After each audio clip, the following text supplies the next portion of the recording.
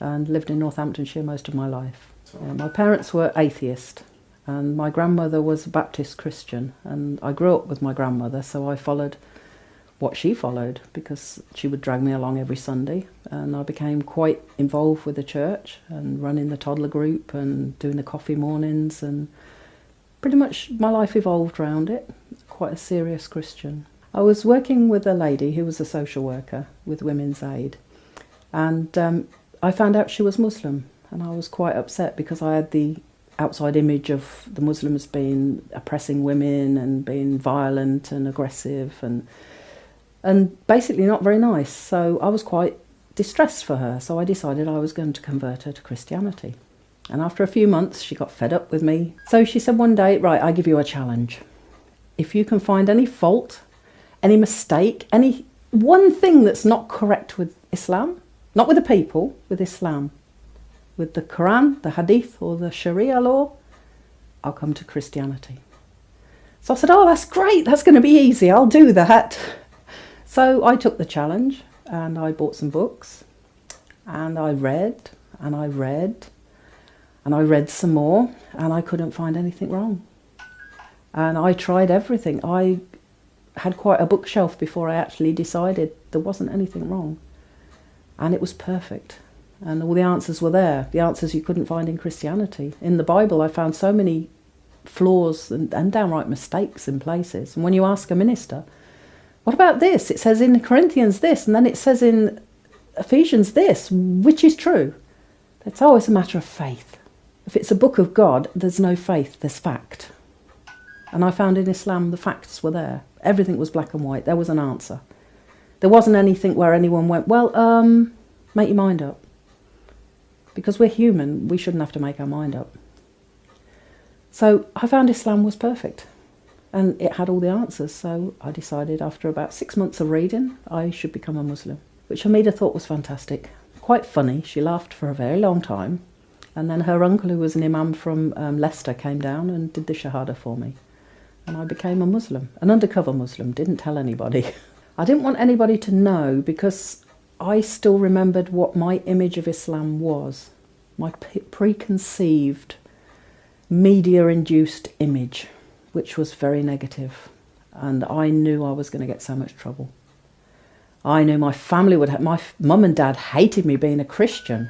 What would they do when I was a Muslim? You know, this would be a shootable offence, I'm sure. So I just didn't tell anyone. My children knew. The people in the church, I was having a few issues with them anyway, so I just stopped going. And when anybody asked, why don't you go?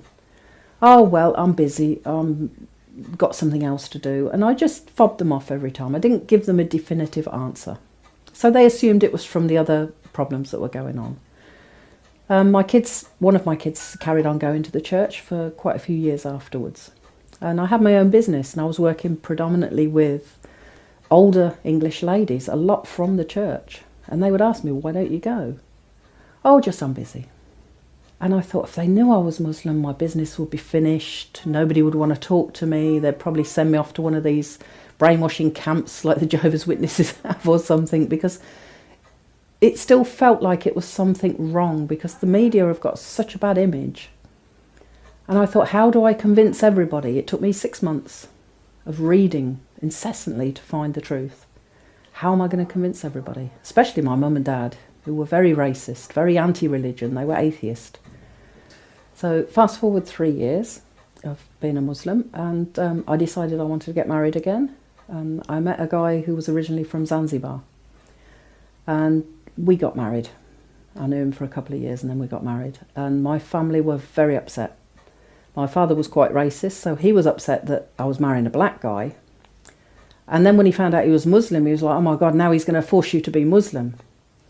And it was quite a heated conversation because he was saying, oh, I'm going to cut you out of the will and all this stupid talk. And I said, I don't care, cut me out, I don't care. And I said, and as for becoming Muslim, I've been Muslim for like years, just never told you. And they were really upset. But they sort of ignored it because I suppose they thought, well, she'd been Muslim for years and we didn't know. So it doesn't mean anything. And they kept saying I was stupid, but it's no worse than going to the church. They just thought God was a silly idea. Yeah, after a few years, my dad unfortunately got Alzheimer's, which was in a way fortunate for me because he forgot about racism. He forgot why he didn't like my husband, and he forgot why he didn't get on with me, and we became friends again. My husband never went in the house again because we were worried that if he saw him, he would remember why he didn't like him. So he would always say, "Oh, why didn't Max come in?" I'd say, "Oh, he's busy, he's at work, something. Oh, he's so good. The kids keep saying he's done this and he's done that." And all of a sudden, Max was a nice guy. And we didn't want to risk it. But yeah, it was quite good. He completely forgot about racism.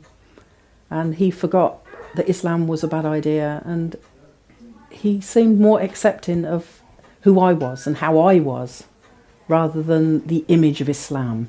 Because he saw that I was a better person. And he was quite good with me. And after he died, my mother lived for another, I think, 7 or 8 years.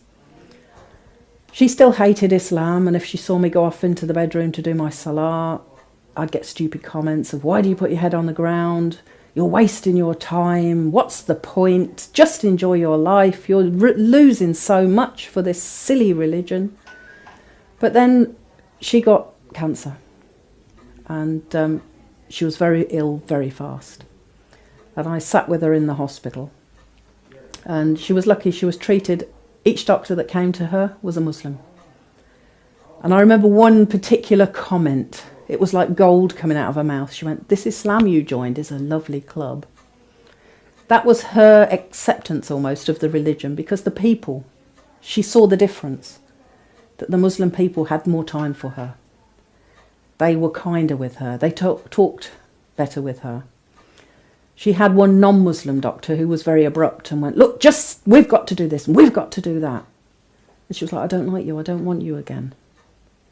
Because she realised some people are caring, some people are not. Not necessarily with the religion, but, you know, it helped. And then one day when she was very ill, I didn't want to leave her bedside. I was sleeping there. So I had to do my salah there. She was resting, so I pulled the curtain round. And I started doing my salah, and she started waking up. And I thought, what do I do? Do I stop my prayer? Do I talk to her? Do I wait for her to call me? What do I do? So I just carried on praying, and she's moaning and groaning and waking up. And then she went quiet, and I thought, oh, thank God for that, she's gone back to sleep. So I finished my prayer, and when I got up, it was like a different person. She said to me, "Oh, I hope you prayed for me." Normally, if she'd have come into her house or my house when I was doing my salah, there would have been some 4-letter words and, "Why do you waste your time? Why are you putting your head on the floor? There isn't a God, you're wasting your time." But all of a sudden, she seemed to realise that this was important. And there was one saying I always used to have, even as a Christian. I did a lot of volunteer work. My mum didn't approve. And I'd always say to her, "I'll get paid in the next life." And one day in the hospital, there was an old lady sitting opposite my mum, and there isn't enough nursing staff, and she was sliding out of her chair, and she got her feet on the cold floor. So I went and I helped her back into her chair, and I took a pillow off one of the beds and I put it under her feet. And when I went back, my mum said to me, she goes, yeah, I know, you'll get paid in the next life. So I think eventually, if you talk kindly for long enough, people do listen to these things, and it does go through in the end. But it was a hard few years. I had to be so careful what I said. Even if they asked me a question about Islam, I had to be very careful how I worded it. Because although Islam is perfect, people aren't, and we very often get things wrong, especially if it's stressful. Before I was Muslim, when I was Christian, I suffered a lot with stress. I was on my own with 4 kids, and I run my own business, and constantly under stress. The doctors had put me on Prozac. I used to have panic attacks. I used to have a terrible temper.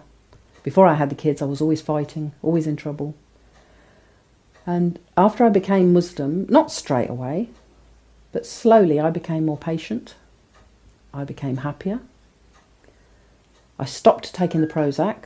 My doctors went crazy at me because one day I just thought, I don't need this. And I stopped, which apparently you can't do. You should slowly stop, but I just went in the bin. I had a few headaches, but I had no more stress. I don't lose my temper so much.